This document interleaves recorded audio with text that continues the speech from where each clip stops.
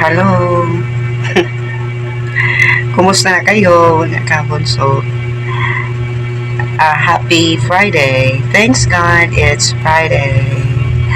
Uh, Namamaga ang ano ko ngayon. Natulog ako mga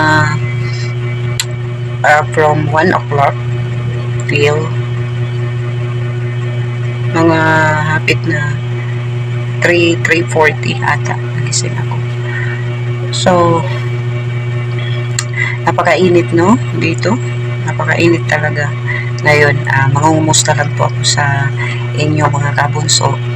Kumusta na? Naka-register na kayo sa darating na December 14. 16 days more to go bago po mag-birthday ni Bunso. Birthday at Christmas party.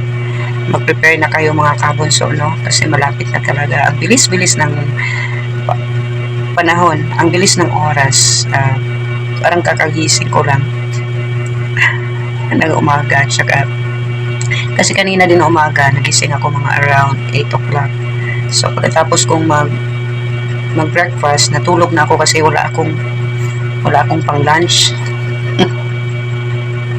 Itinulog ko na lang. So, natulog na lang ako kasi wala akong pang lunch. So, diretso na siya dinner. Kaya ganun. So, natitiis lang pala, no? Hindi, ilang araw na akong hindi nag-lunch, guys. Bali, binubuntok lang. Breakfast. Tapos, pagkatapos ng breakfast, hindi na ako magla-lunch. Magkakape na lang. At saka kanina, kasi ayaw kong magkape, natulog na lang ako. So, para pagising ko, dinner na naman. So, ganyan lang ang routine ko for now. Kaya, tiis-tiis lang muna habang buhay pa. Buhay pa man siguro to eh. Mabubuhay pa ako. So, ganun lang ang ang routine natin. No? Nanglaban naman ako. Nakapaglaban ako guys nung isang araw. So, wala na akong gagawin dito sa bahay. At ngayon, naisipan kong mag-vlog. Mag-upload. Mangungumusta lang ako kung nakapag-register na ba kayong lahat. So, good to go na ba kasi 16 days na lang. Lapit na. Ilang linggo na lang. 2. 3. To be exact. No? 3 linggo na lang guys. Kasali yung ngayong linggo at saka sa mismong event. So, pero kung hindi kaya, kasi I believe magkakaroon sila ng cut-off or deadline. Kung hindi kaya, huwag nang pilitin. No? Marami pa naman ang mga events dyan na darating. Ito nga lang, Christmas party, nakakasayang lang kasi napaka-importante para sa ating mga kabunso. As member ng kabunso, no? At Christmas party din ng community. So, sayang, di ba? At baka may mga mga ibibigay, sayang din. Pero sige lang, wag lang pilitin guys kasi may mga gagastuhan tayo. No, malapit ang Pasko, tsaka malapit ng New Year. So, gastos na naman 'yan. So, kung hindi talaga kaya ng budget, if you think matatagilid tayo, wag na, no? I-pass na lang muna. So, sa susunod na lang na mga event, ka mag-attend, pag-ipunan mo yan. Kasi ngayon, wala nang mga sponsor. Wala nang sponsor. No? Oo naman, guys. Ang hirap kaya ngayon ng pera. Para akong masasakit. Masakit mata ko. O, tanawa akong mata. No? Bagong gising pero hoy, hindi yan muta ha.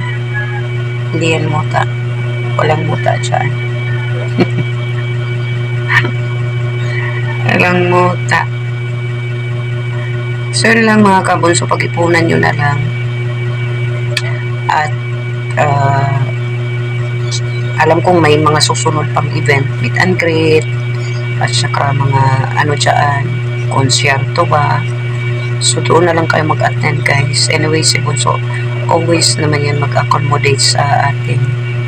Hindi naman yan mangyayari, walang mintis yan talaga na hindi niya asikasuhin yung kanyang mga fans, no? So ganun na lang, no?